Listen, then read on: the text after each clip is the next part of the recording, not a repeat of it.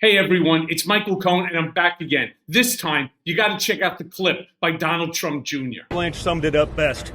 If there was an MVP, if there was a GOAT of liars, it is Michael Cohen. Michael Cohen is the embodiment of reasonable doubt. And this entire case hinges on someone who has quite literally lied to every single person and body he's ever been in front of. He's lied before, I believe it's every branch of Congress. He's lied before his wife. He's lied to bankers. He's lied to all of you in the press.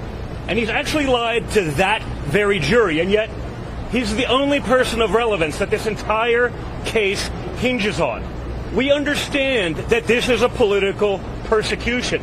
That was evidenced today by the Biden campaign themselves holding a rally here. Oh, Don. Let's be very clear about something. First of all, there is no greater liar on this planet than your father. All right. You know it. I know it. So let's stop bullshitting one another. All right. Second of all, the lies that I told to Congress were in order to protect dear old dad. All right. Remember what the lie was about. The number of times that I had claimed that I had spoken to your father, to Donald, about the failed Trump Tower Moscow real estate project.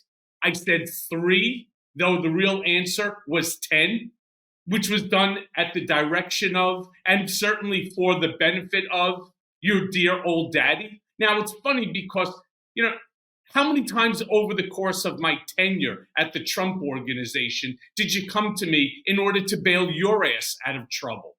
Right? Like with Aubrey O'Day, like with Pace Street, like with so many other things. And then what I find the most comical is how your jerk-off brother standing over there to camera left, while your sister-in-law off camera right, both sitting smiling as if there's something funny here. Let me tell you who it was determined that did not tell the truth. All right?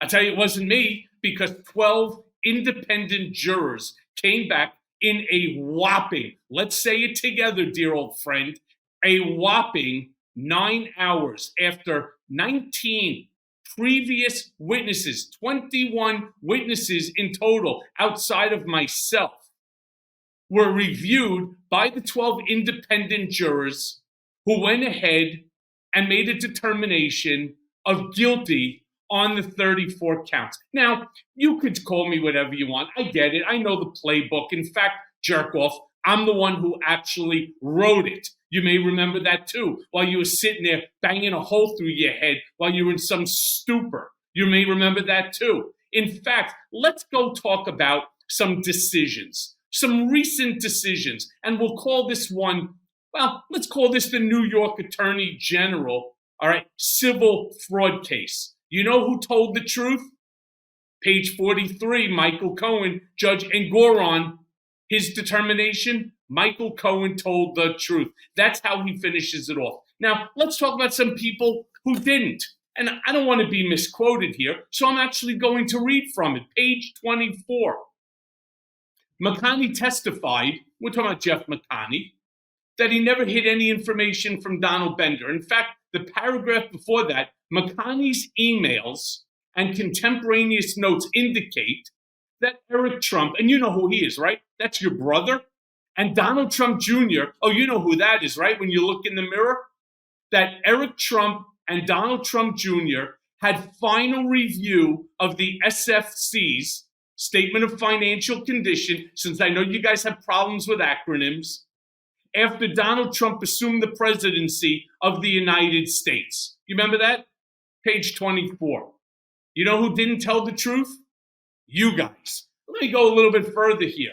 In March 2017, Trump Jr., that's you, and Eric Trump, brother, were given power of attorney over certain of their father's real estate and banking relationships.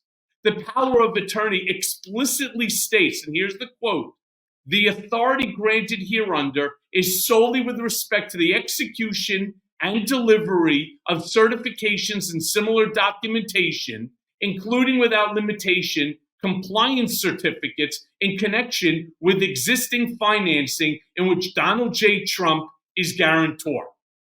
All right, let's go a little bit further down and say who else didn't tell the truth, all right, about things, Don Jr.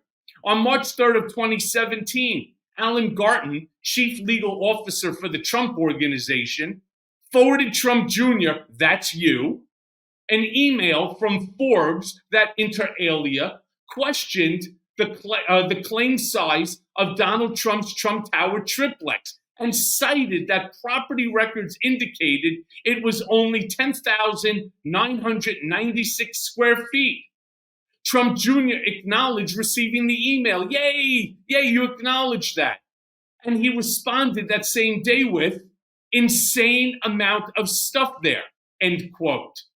Notwithstanding, 4 days later, on March 10th of 2017, Trump Jr., that's you moron, along with Weisselberg, sitting now in Rikers Island, signed a management representation letter to Mazars in which they represented that the value of the triplex based on the false assumption that it was 30,000 square feet. Whoa. Who didn't tell the truth there, brother? Sounds like it's you. All right, that's called fraud. Let's go one more. Let's do another one. Page 32, Seymour Goron decision, off the facts.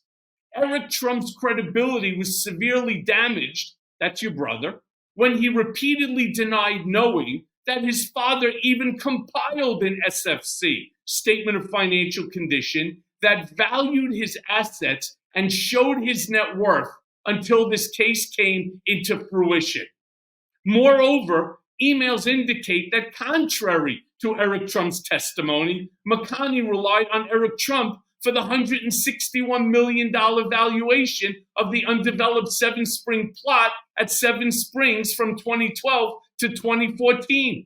When the documentary evidence against him became overwhelming, Eric Trump reversed his previous testimony. You know what Ngoron's saying? He fucking lied.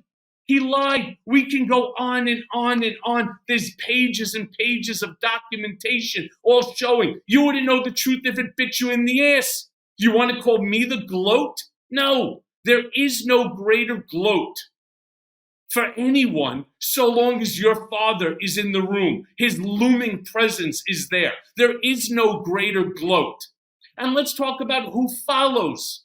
The one who follows it is you, your brother, Weisselberg, McConney, Garten, and all of the rest of the folks that you brought, including during this New York Manhattan District Attorney criminal case, Costello, who was shown to have lied while he was on the stand.